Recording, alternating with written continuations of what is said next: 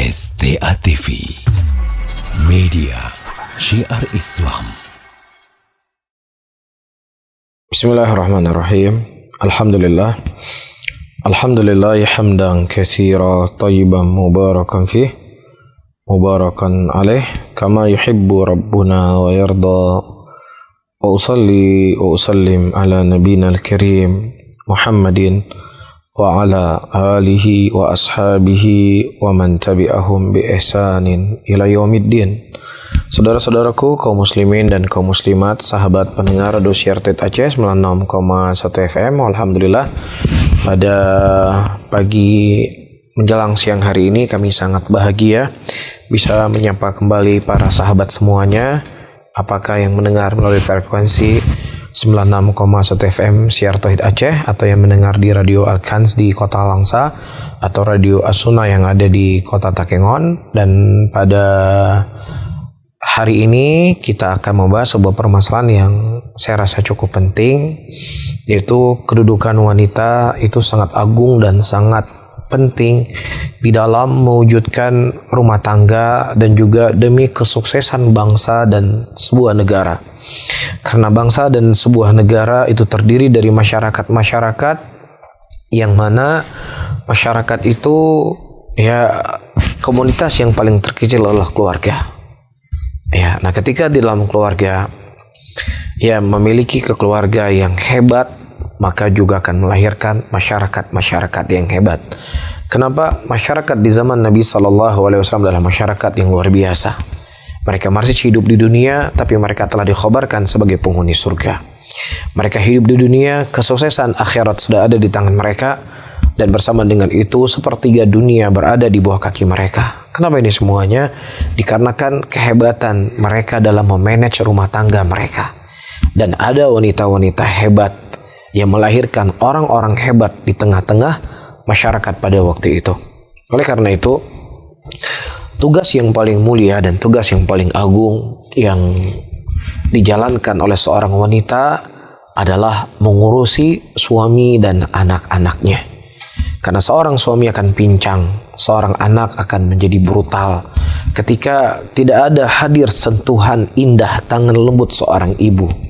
Tapi ketika ada sentuhan lembut seorang ibu di dalam mendidik anak-anak, maka disitulah kita akan melihat anak-anak yang hebat. Ia akan tumbuh di tengah-tengah muslimin. Para hadirin dan hadirat dan para muslimat rahimani wa rahimakumullah, jadikanlah contoh yang terbaik dalam kehidupan kalian adalah sahabat Rasulullah SAW, generasi terbaik dalam umat ini, yang mereka telah direkomendasi oleh Allah, dan Allah Subhanahu wa taala telah menyebutkan di dalam Al-Qur'an, was-sabiqunal awwalun minal muhajirin wal ansar walladzina ittaba'uuhum bi ihsan radhiyallahu anhum wa radu'an. Dan orang-orang yang terdahulu dari kalangan laki-laki dan juga dari kalangan wanita yang mana Allah telah ridho kepada mereka dan mereka telah ridho kepada Allah Subhanahu wa taala. Dan tentunya masuk juga di sini adalah para sahabiat, sahabat-sahabat wanita dari sahabat-sahabatnya Nabi SAW adalah orang-orang yang mulia dan orang-orang yang agung. Nah, apa aktivitas mereka? Apa pekerjaan mereka? Apa keseharian mereka? Ya, dan ternyata subhanallah, keseharian mereka para hadirin dan hadirat rahimani wa rahimakumullah ternyata mengurusi anak-anak mereka. Kita semua sepakat, ya, tidak ada yang meragukan, tidak dari kalangan Ahlus Sunnah ataukah dari kalangan Syiah, bahwasanya Fatimah radhiyallahu taala anha bintun Nabi sallallahu alaihi wasallam adalah di antara wanita-wanita yang terhormat. Dan kita meyakini pula bahwasannya beliau adalah sayyidah, pemimpin wanita nanti di dalam surganya Allah Subhanahu wa taala. Baik. Nah, apa aktivitas beliau? Apa tugasnya beliau? Ternyata tugasnya beliau adalah mengurusi kedua putra beliau Hasan dan Husain. Dan tugas beliau adalah mendidik atau melayani suaminya. Ya, sebagaimana disebutkan dalam hadis ketika Fatimah radhiyallahu taala anha dalam keadaan lelah mengurusi anak dan suaminya, beliau mendatangi Nabi SAW dan meminta kepada Rasulullah agar dijadikan kepada beliau ya, seorang pembantu yang bisa membantu dan meringankan tugas beliau. Taib. Nah, Nabi SAW sebagaimana kita ketahui bahwasanya orang yang paling baik kepada anak-anaknya, dan beliau adalah percontohan seorang ayah yang paling mulia, percontohan seorang ayah yang paling hebat di muka bumi ini. Beliau tidak akan membebani anaknya, beliau sayang dengan anaknya. Akan tetapi ketika putri beliau mengadu kepada Rasulullah SAW akan lelahnya beliau di dalam bekerja, mengurusi Husain, mengurusi Hasan, dan mengurusi Ali, apakah Rasulullah SAW mengatakan, ya sudah kamu istirahat saja, atau kamu mencari aktivitas yang lain? Tapi tidak. Rasulullah SAW tetap menghasung Fatimah radhiyallahu taala anha untuk tetap bekerja. Ya, tetapi Rasulullah memberikan bimbingan kepada Fatimah untuk berzikir sebelum beliau tidur, dan itu akan memberikan kekuatan kepada beliau. Subhanallah ya, perhatikan baik-baik para hadirin dan hadirat. Ya, Rasulullah SAW kalau ingin mencari seorang pembantu sangat mudah buat beliau, sangat mudah. Ya, dan siapa yang tidak mau untuk berkhidmat kepada putri Nabi SAW, saya rasa tidak ada yang menolak. Tetapi Nabi SAW mengajarkan zikir kepada Fatimah agar tangan lembut seorang ibu, ya, agar keperhatian seorang ibu, kepedulian seorang ibu jangan dialihkan kepada yang lainnya. Tetapi kepedulian seorang ibu, perhatian seorang ibu, tangan lembut seorang ibu itu adalah menyentuh anak-anaknya. Ya, perhatiannya kepada anak-anaknya, perhatian kepada suaminya. Karena kita ketahui, ya, ketika seorang wanita melahirkan, dia keluar susu keluar. Yang mana sepengetahuan yang saya ketahui, yang saya dengar, ASINya seorang ibu itu tidak bisa menandingi semahal apapun susu yang dijual pabrikan. Ya, hari pertama dia melahirkan langsung keluar susu. Kenapa? Ya, karena agar seorang ibu itu harus selalu dekat dengan anaknya. Dia tidak jauh dari anaknya. Ya, dia memberikan apa yang darah dagingnya untuk anaknya itu sebagai nutrisi. Nah, ketika anak itu masih dalam keadaan kecil, masih belum ada kewajiban-kewajiban untuk menunaikan kewajiban, belum ada ahkam taklifiyah yang berlaku kepada anak tersebut, hukum syar'i, halal haram. Ya, tetapi tubuhnya biologis orang wanita diberikan oleh Allah Subhanahu wa taala untuk dia selalu dekat dengan anaknya. Ya, ini diantara rahasia-rahasia dari kehidupan seorang manusia yang harus difahami. Nah, ketika dia masih bayi, dia harus selalu lengket dengan ibunya. Harus ada kasih sayang dari seorang wanita. Nah, apalagi ketika dia sudah mulai bisa bicara, dia sudah mulai bisa berinteraksi dengan manusia, dia sudah mulai bergaul, maka tentunya kehadiran seorang ibu itu sangat dibutuhkan. Baby sister, bantu, atau siapapun namanya, tangannya tidaklah tangan selembut tangan ibu kandung. Perhatiannya tidaklah sebesar perhatian dari seorang ibu kandung yang melahirkannya.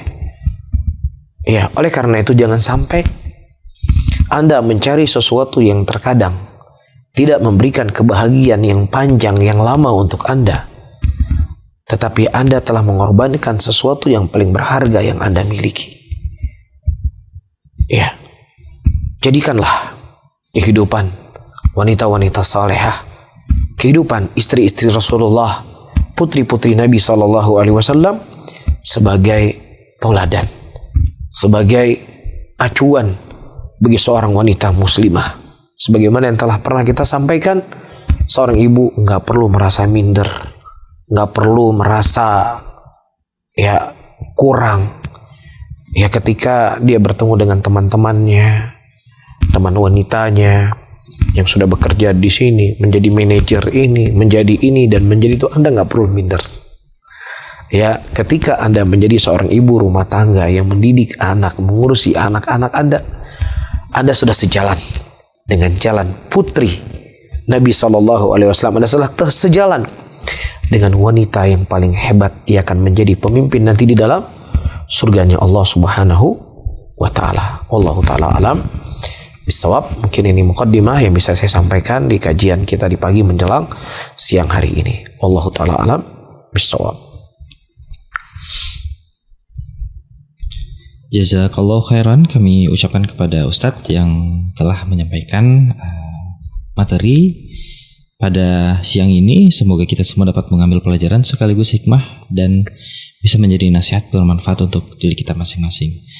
Kita akan masuk dalam sesi kedua, yaitu tanya jawab, dan di sini kami masih membahas tentang tema hukum wanita bekerja.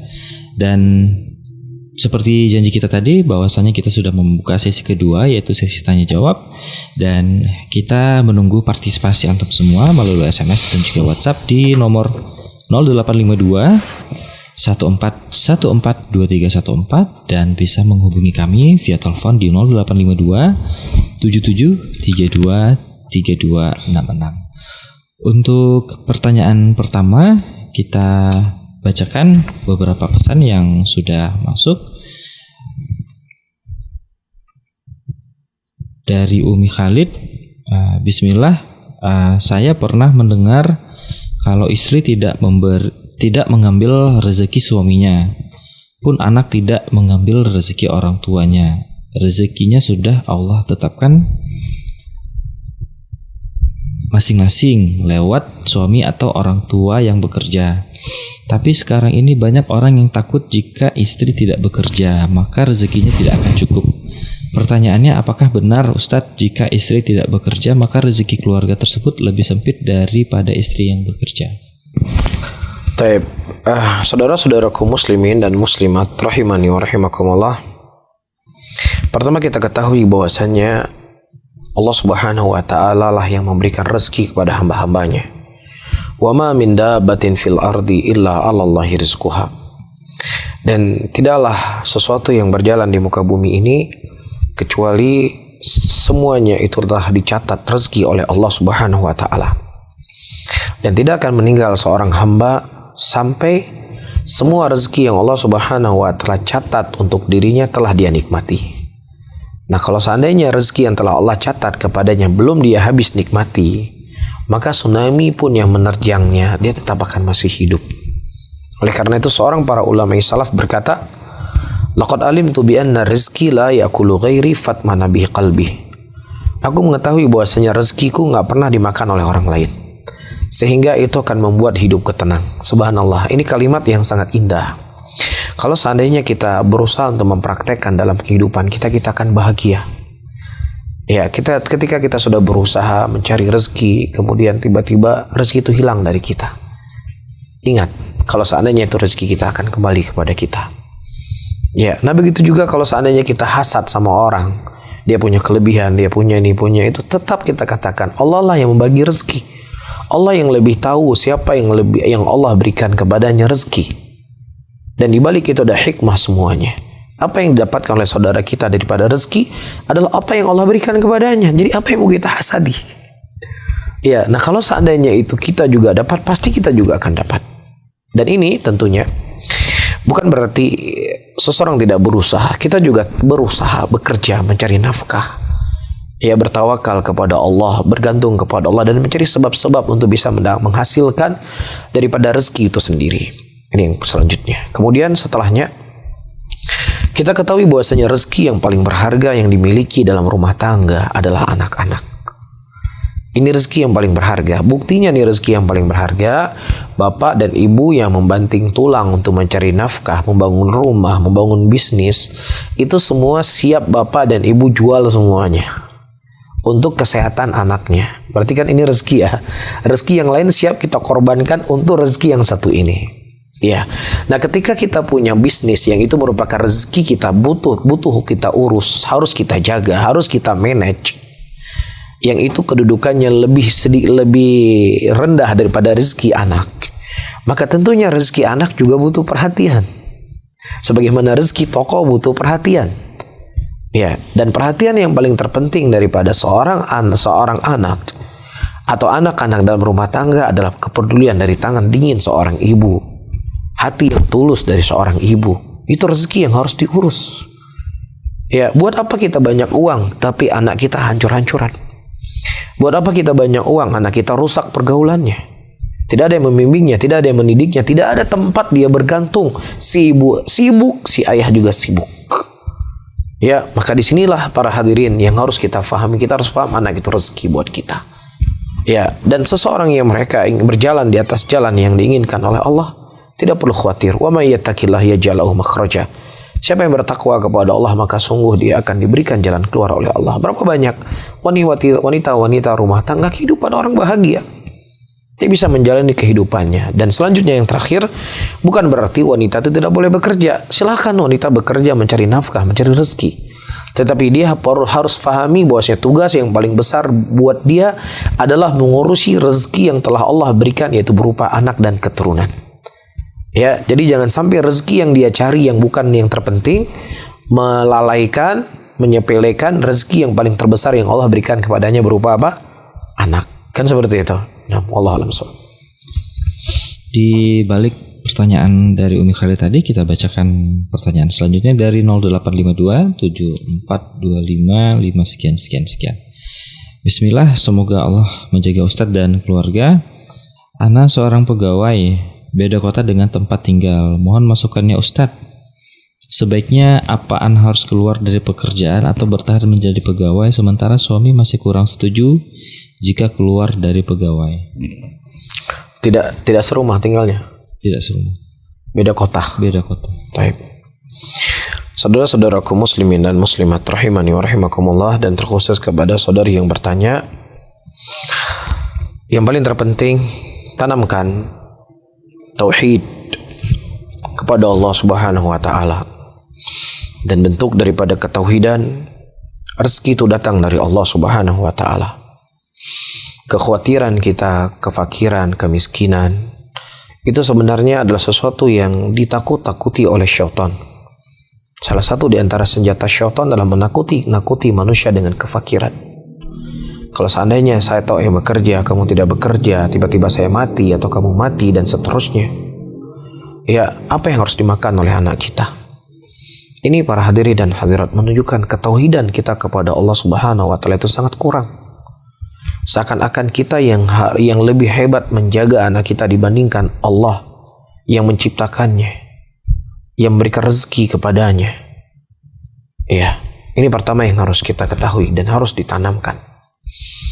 Yang kedua, tentunya kejelekan yang terjadi ketika seorang suami dan istri tidak tinggal satu rumah, tinggal berlainan rumah. Si istrinya bekerja, suami juga bekerja, terus anak-anak tidak terurus. Pasti tidak terurus.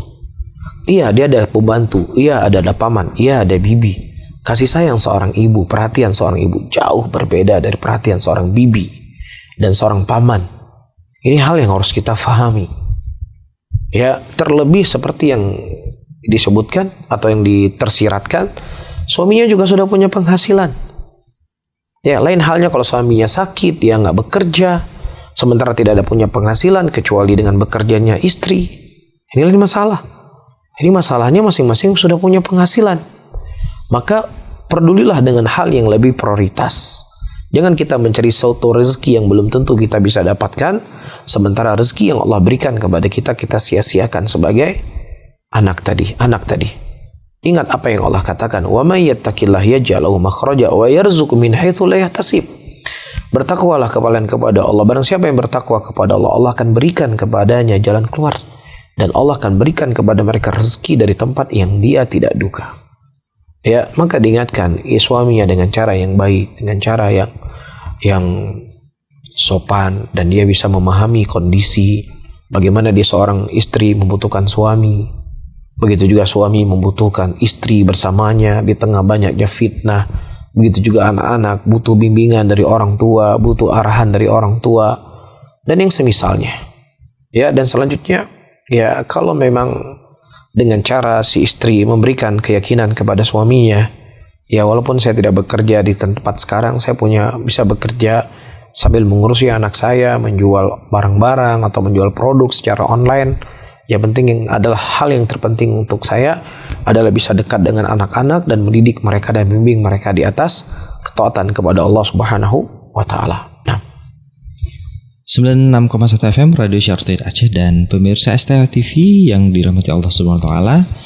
Kita masih dalam program kajian muslimah untuk hari ini dan kita masih menunggu partisipasi antum semua untuk bisa bertanya dengan Ustadz melalui SMS dan juga WhatsApp di nomor 0852 1414 2314 dan bisa melalui line telepon di 0852 77 32 3266. Kita bacakan pertanyaan selanjutnya. Bismillah Ustadz, Ana memilih untuk tidak bekerja dan menjadi ibu rumah tangga. Alhamdulillah suami mau menerima, tapi orang tua saya berat menerimanya. Orang tua saya terus meminta saya untuk bekerja, padahal saya sudah bilang kalau saya merasa cukup dengan gaji dari suami saya. Apakah saya termasuk durhaka Ustadz karena tidak mampu menyenangi mereka di masa tua?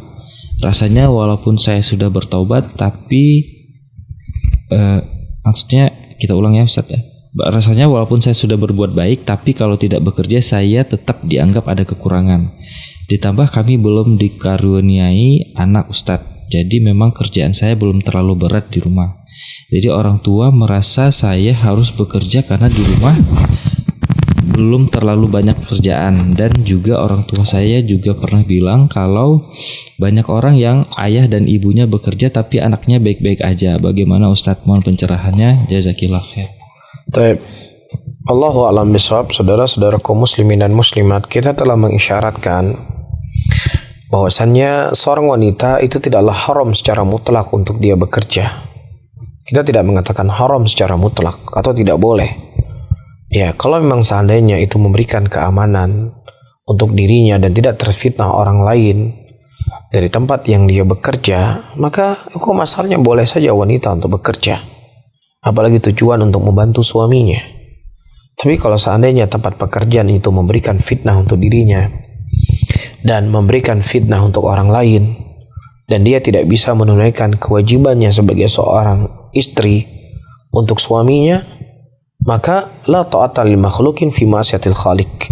Tidak ada ketaatan kepada makhluk yang itu bentuknya bermaksiat kepada Allah Subhanahu wa taala.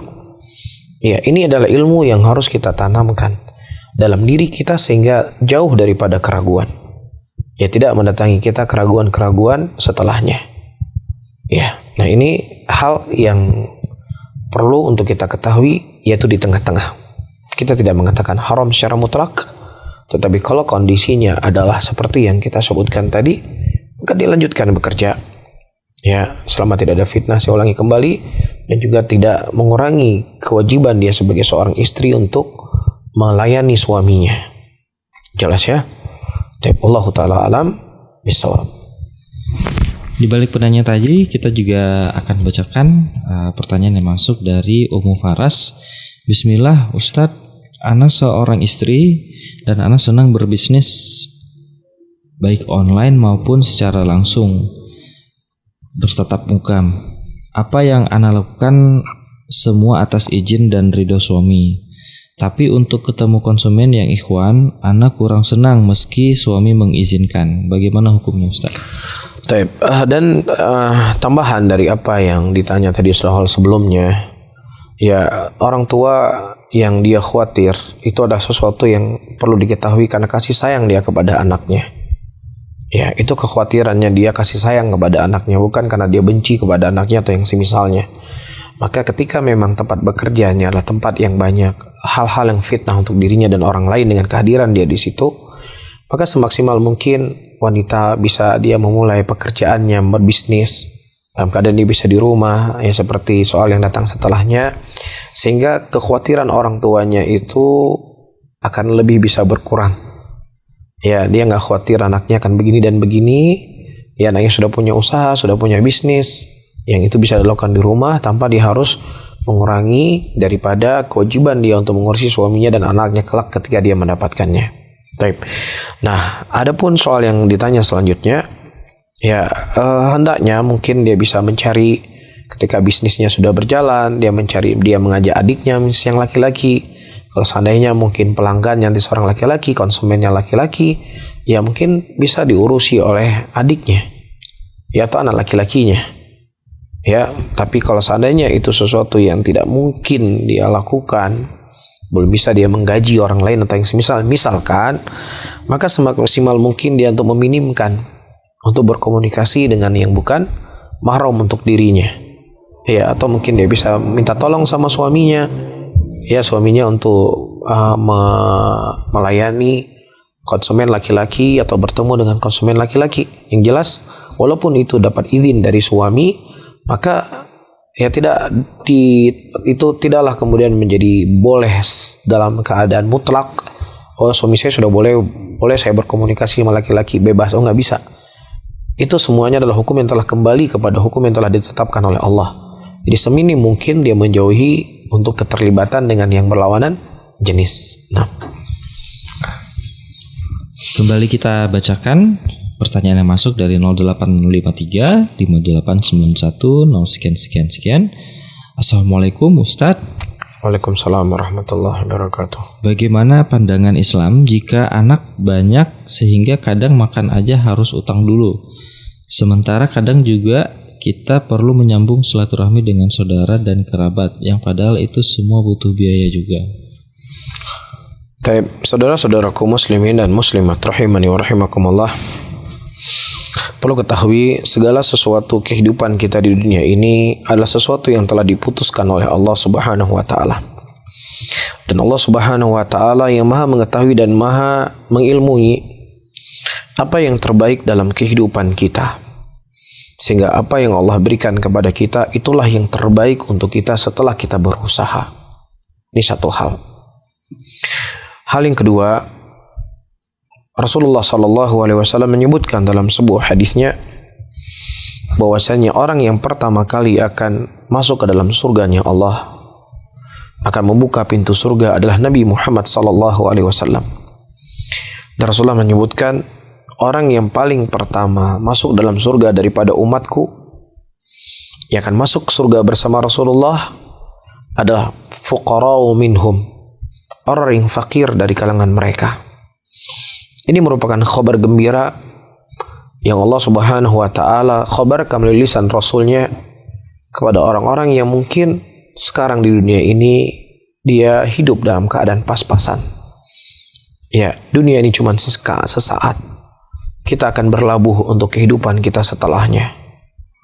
Yang ketiga, saudara-saudaraku muslimin dan muslimat, dan kepada saudara yang bertanya, ketahuilah kehidupan kita hari ini dengan segala kekurangan itu adalah sebuah impian yang diinginkan oleh ribuan ataukah jutaan orang di belakang kita.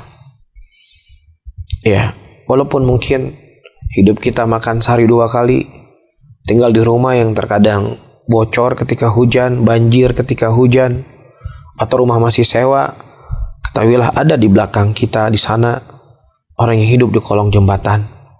Ada di antara mereka kadang berhari-hari mereka tidak makan. Ada di antara mereka terkadang hidupnya berkecambuk dengan perang. Mereka tidak memikirkan apakah makan ataukah tidak besok. Yang mereka pikirkan apakah mereka hidup ataukah tidak besok.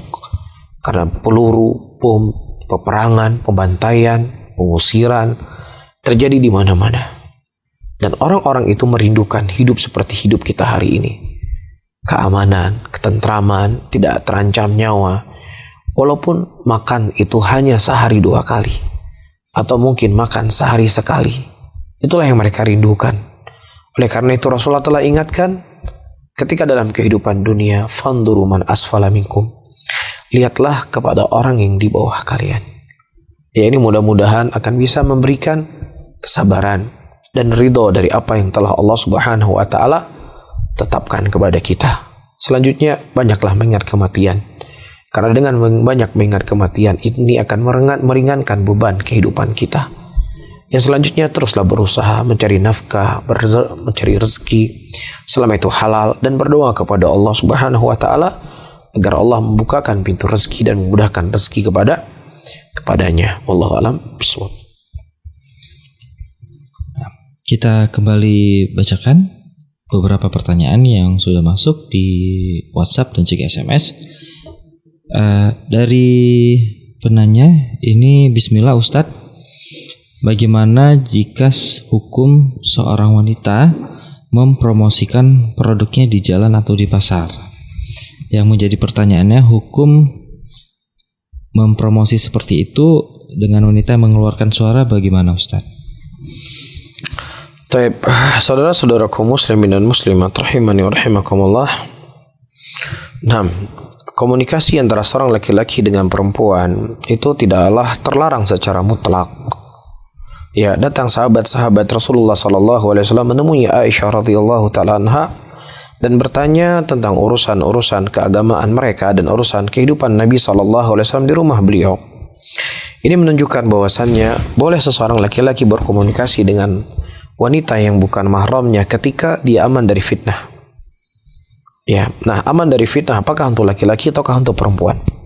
Tapi kalau seandainya itu tidak aman daripada fitnah, maka dia harus menjauhi yang namanya fitnah tersebut, jangan dia mendekatinya. Tapi kalau seandainya aman dari fitnah, wanita tidak berbicara dengan lembut, tidak berbicara dengan suara yang gemulai, yang membuat laki-laki terfitnah dengan suaranya, tapi dia berbicara dengan hal yang penting, dengan suara yang tidak diperindah, dan seterusnya. Ya, dan ketika kita menunjukkan hal demikian, maka misalnya wanita, ya dia menutup auratnya dengan sempurna, ya, dan seperti yang saya sebutkan tidak ada orang yang menafkahinya, ya, atau tidak mencukupi apa yang menjadi kebutuhan dalam rumah tangga, maka dia mencari nafkah, ya, tetapi dia seminim mungkin untuk menjauhi dari hal bisa membuat dia terjatuh dalam fitnah dan juga memberi fitnah kepada orang lain. Wallahu a'lam bishawab. Masih kita tunggu beberapa pertanyaan yang nantinya akan kita bacakan di sesi kedua ini. Insya Allah akan berakhir pada pukul 11:50.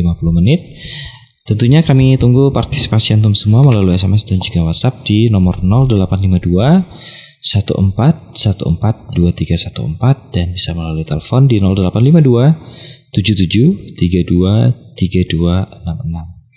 Untuk pertanyaan selanjutnya, Bismillah Ustadz, saya mempunyai seorang anak wanita. Dia berkeinginan dan bercita-cita ingin menjadi pramugari setelah tamat dari sekolah tahun ini. Bagaimana cara saya sebagai orang tua dalam memberitahukan anak saya? Mohon petunjuknya Ustadz.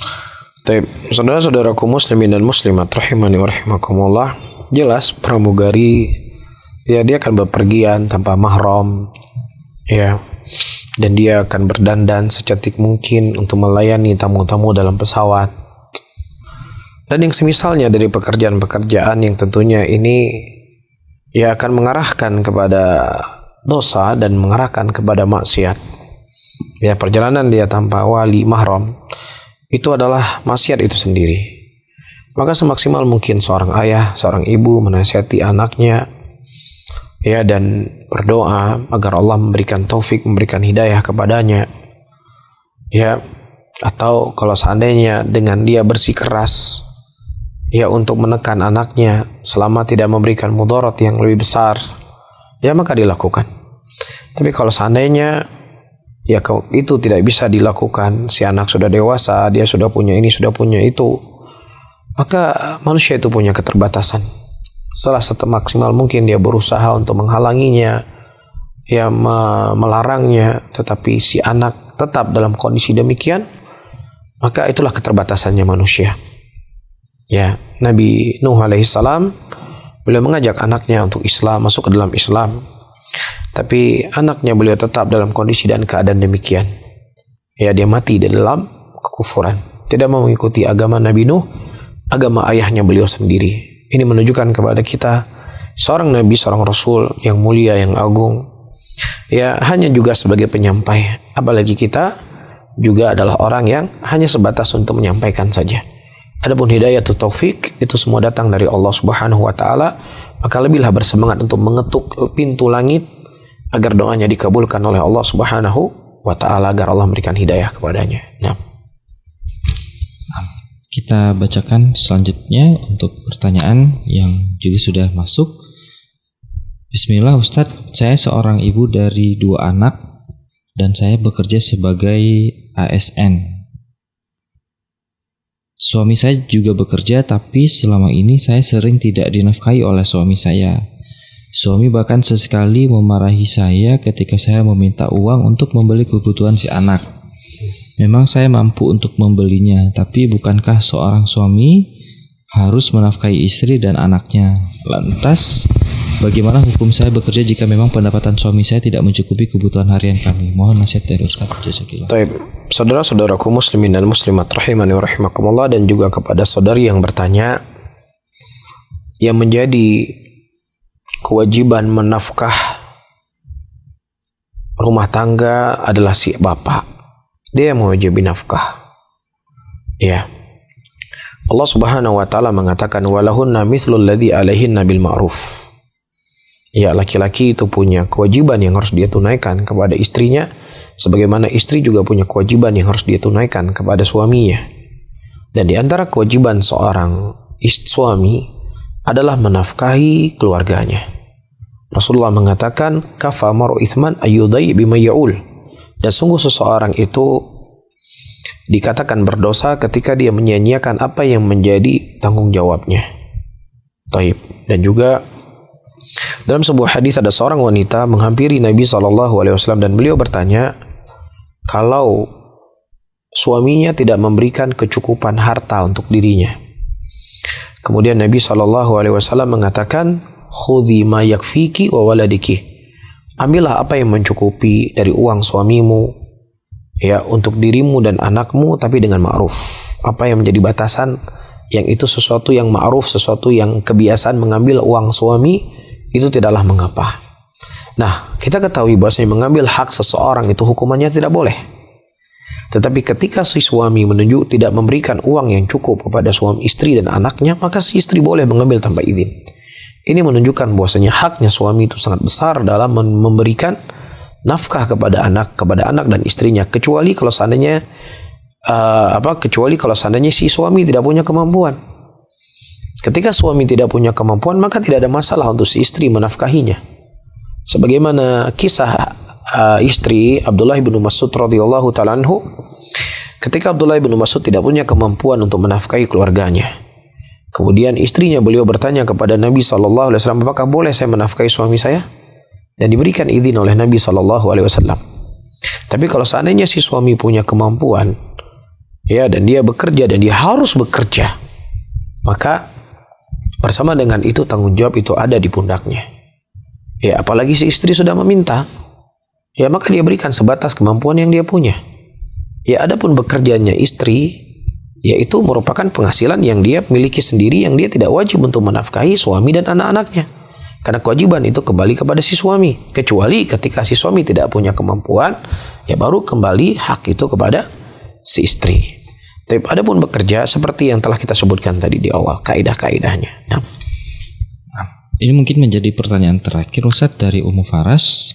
Satu pertanyaan lagi Ustadz, adik anak perempuan sudah setahun lebih ini, suami adik anak putus kerja dan sampai saat ini si adik lah yang mencari nafkah dengan berjualan online. Ana sampai saat ini terus memberi nasihat kepada adik, lakukan semua dengan ikhlas biar menjadi pahala sedekah buat kita para istri. Tapi bapak Ana murka Ustadz karena menantunya laki-laki tidak bekerja, justru anaknya yang bekerja. Si adik bingung apa dia harus terus bekerja tapi membuat hati bapak sedih atau berhenti tapi kasihan kepada suami yang belum mendapat kerja. Mohon penjelasan. Baik, wallahualam mungkin masalahnya simpel saja. Ya sudah, si suami sementara waktu dia mengurusi bisnis istrinya. Ya, misalnya ngantar-ngantar barang, ya membeli bahan baku, menyebarkan iklan atau yang semisalnya. Ya, si suami yang membantu sampai dia mendapatkan pekerjaan yang layak. Tapi kalau seandainya si suami tidur-tiduran misalnya, ya tentunya tidak baik seorang suami itu tidur-tiduran. Oleh karena itu saya sering mengingatkan di dalam ceramah-ceramah, ketika seorang ingin mencari menantu, selain dia soleh yang telah kita ketahui bersama, juga adalah orang yang giat bekerja. Itu penting, bukan kaya, giat bekerja. Ya, ada orang yang mungkin dia giat bekerja, penghasilan sebulan 500.000. Asal dia giat bekerja, semangat bekerja, maka insya Allah akan ada jalan keluar baginya. Tapi kalau seandainya memang urung beati iat, bahasa kita Aceh beati iat. Ya, pokoknya dia geulilan. Kagana makanan tengah 20 jam. Maka kalau model laki-laki seperti nggak perlu dijadikan sebagai suami. Ini kita cerita sebelum terjadi suami ya. Tapi kalau seandainya suaminya sebenarnya semangat bekerja, cuman keberuntungannya saja belum dia dapatkan dari Allah Subhanahu wa taala, ya mungkin dia lakukan apa yang bisa dilakukan untuk membantu istrinya, ya agar tidak membuat mertuanya menjadi murka. Wallahu a'lam bishawab.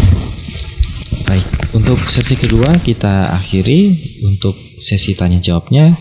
Mungkin Ustadz sebelum kita tutup, apa ada nasihat yang ingin disampaikan? Kami persilakan. Baik, saudara-saudaraku muslimin dan muslimat rahimani wa rahimakumullah. Baik, dari materi kajian yang kita sampaikan hari ini, maka ada beberapa kesimpulan yang bisa kita petik. Yang pertama, ya tanamkanlah ketauhidan kepada Allah Subhanahu wa taala dengan benar. Ya, sehingga dengan kita menanamkan ketauhidan kepada Allah, setelah kita berusaha semaksimal mungkin bertawakal kepada Allah, dan itulah yang kita terima dari apa yang telah Allah Subhanahu wa taala takdirkan kepada kita.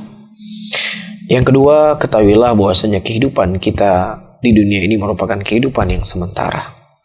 Kita akan berpindah dari alam dunia ke alam barzah, kemudian ke yaumul qiyamah.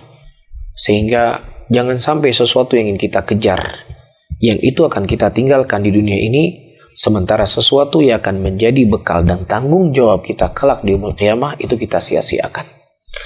Apa yang menjadi tanggung jawab kita? Menjadi tanggung jawab kita adalah menyelamatkan kita dan keluarga kita dari api nerakanya Allah. Jadi jangan sampai kita bersemangat untuk mencari sesuatu yang kita tinggalkan, tetapi kita tidak peduli dengan sesuatu yang akan kita bawa bekal ke yaumul qiyamah kelak, amalan soleh, bertanggung jawab seorang ayah dan seorang ibu kepada anak-anak yang mereka miliki. Nah, wallahu ta'ala alam bisawab. Barakallahu fikum.